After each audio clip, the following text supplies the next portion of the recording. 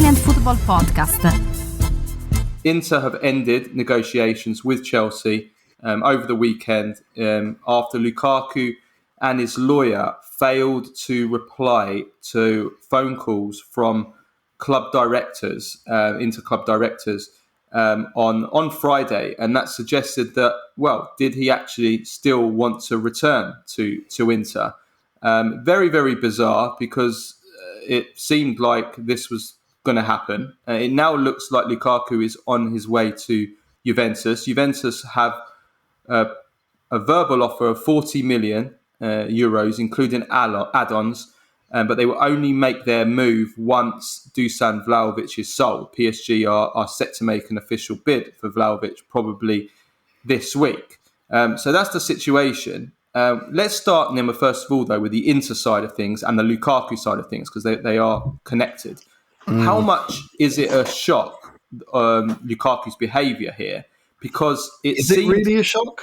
Maybe it's not. You can answer that. But just to finish the question, because it seemed as if Lukaku wanted Inter. The negotiations were ongoing. It seemed like he wanted Inter and only Inter.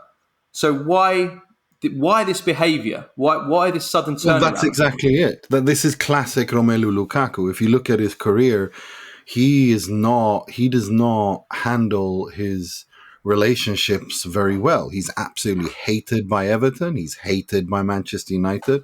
Chelsea fans would like to put him in a catapult and send him to the moon. Inter, he's completely nuked his bridges with Inter. And he's going to a club where the fans racially abused him less than 6 months ago. So they don't want him. He's not very good at building relationships that last. Anderlecht and West Brom are probably the only clubs where he hasn't screwed the club and the fan bases over. So it's I'd say it's par for the course with Romelu Lukaku. He seems like a very, very like a person who's so easily influenced by whoever he's close to that particular day. It's like I actually think a broomstick could probably do a Jedi mind trick on him. I mean, it's just he's so easily distracted. He was angry at Pastorello for allegedly, getting him to Chelsea. And now he's got Sebastian Ledour, who's his lawyer, who, he seems to be the one that wants to get him to Juve because he's going to earn more money at Juve. He's going to be paid 11 million net per year. At Inter, he would have to go down to 6. So what is the motive then? Do you think it's money then? I think it's money. I think it's money, and I think it's got to do with the fact that he didn't start the Champions League final. Yeah, because just to stop you there on the money thing, we've got to remember he took a cut, didn't he, to join Inter, right? Yeah, and he was going to sign. He's going to go down to 6 million, 6.5 million, which was so he made sacrifices in order to return to Inter. So it can't just solely be financial, you would think. Well, I think it's to do with the fact that he feels that he sacrificed a lot to return to Inter, and he came to Inter and. Inter wanted to cut his wages even more. He didn't start the Champions League final. And Romelu Lukaku is somebody who needs to be the main man. And at Inter, he's not the main man anymore. And he didn't start the Champions League final either. And what he fails to understand is that he was awful for 70% of last season. At Inter, not just the injuries, it was afterwards. Edin Dzeko, that famous clip of Edin Dzeko laughing at him when he couldn't even, when he controlled the ball like a 6-year-old. So I have to say I'm not upset about this at all. I didn't want him at Inter. I don't think it's worth the 35 million euros Inter are going to spend. I don't think he's worth the money he's going to command. I don't think he's ever going to be the striker he once was under Antonio Conte. I don't think he'll ever reach that level. I think he's still a good striker, as I've said on this pod consistently for a year now.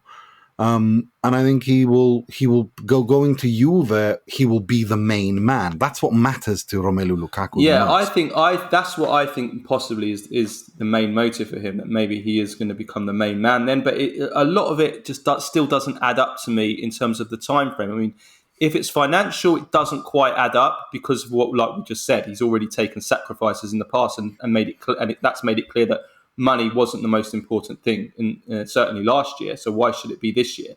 Then the Champions League final argument, I think, yes, that's probably played a part of it. But then, surely that it would have been apparent straight away straight away after the Champions League final, and Inter would have not gone through all this, if you want to call it a charade now, of all this negotiating that's been going on the Champions League final was 5 weeks ago. We've had 5 weeks of negotiations with Inter to get to the stage where Inter have basically now got close to agreeing a transfer fee with Chelsea. And then all of a sudden on the Friday, in one day, it all falls apart. So it just, the time frame, like if he really was upset about the Champions League final, why didn't it become clear straight away? Is it that maybe the Juventus bid only sort of like materialised concretely recently, and then when it became a possibility, then he started to listen to it? Or did he just overplay his hand? Did him and his lawyer maybe try and use the Juventus offer as a way to get the Inter a higher wage from Inter? I don't know. And then maybe it backfired and Inter just said, right, we're not playing your games anymore. I don't know. It just doesn't really add up to me. But maybe that's just Lukaku for you. That's the thing. It doesn't add up because he's not a very... he doesn't strike to me as a very, very strategic person. I don't think he understands these guys. I think he's very... From what I understand, his mother is advising him, and he listens to his mother, and she's been kind of saying, well, they felt betrayed by Inter not playing him in the Champions League final. They felt that he'd returned to full fighting force and blah blah blah. Inter, however, the problem is with all of this is that he hasn't communicated this with Inter. I mean, Di Marzio was reporting that he was even negotiating with Juve immediately, before at the end of March, when he found out, that he was being rotated and all of that he felt that he wasn't going to be the main man, already back then. I'm not sure whether that's true or not. I think most of these things, when relationships sour, people tend to want to put out their version the most, but it's quite clear that Inter feel absolutely betrayed and furious with him. They're out. They're not interested. They don't want him. They don't want to have anything to do with him. We know that Lukaku called Ausilio to try to mend bridges. That phone call lasted about 45 seconds to 1 minute and 15 seconds, and there was a lot of shouting and screaming involved before it was hung up. So Inter are completely united in this, like from the coach to the management to the players. Like everyone seems like they feel completely betrayed. And he spoke to the ultras as well. Is that correct? Well, I mean, that's what's been reported, is that he spoke to the Curva Nord and said that he would come back, that he was not going to sign for Juve. Since then, Curva Nord have denied speaking to him.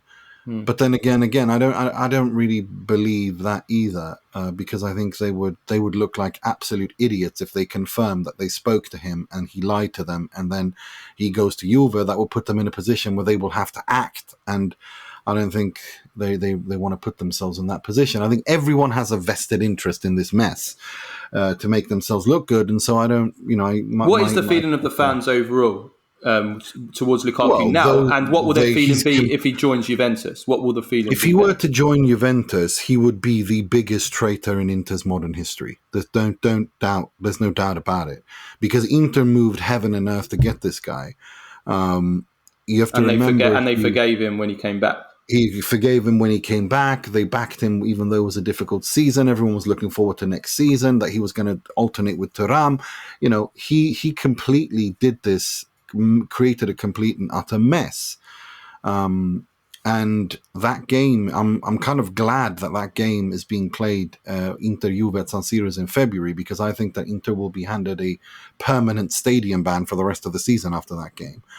The amount of abuse that he's going to get at that game, if he turns up in a Juventus shirt at the San Siro, is going to be unlike anything you have ever seen before.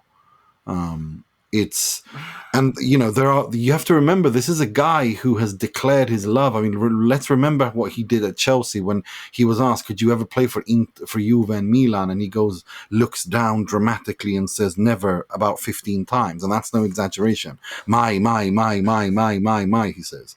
Mm. When you do things like that, when you lie to people like that, when you mess with people's emotions like that, it's that has repercussions. Personally, I don't care. I didn't want him. I'm actually happy he's going. I don't think he's worth the money. I don't think he's worth the wages. And him going to Juve makes the Serie A more spicy.